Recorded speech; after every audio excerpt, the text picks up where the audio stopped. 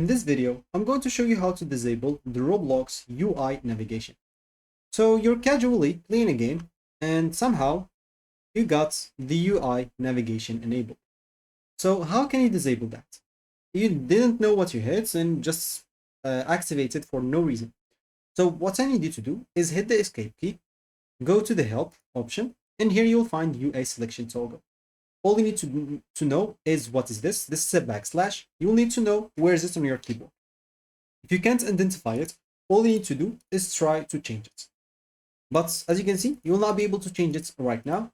So try to know where's the backslash on your keyboard. Normally, if it's one of the keys on the right of P. So keep clicking on those keys and you should be able to find it. So once you find it, as you can see now I cannot move because it is on or it's enabled. Once I click on it, I'll be able to move and it will be disabled. So as you can see now the UI navigation is enabled, and if I click on it again, it will be disabled. So as you can see, as simple as that. So that should be it for me in this video. Thank you for watching and goodbye.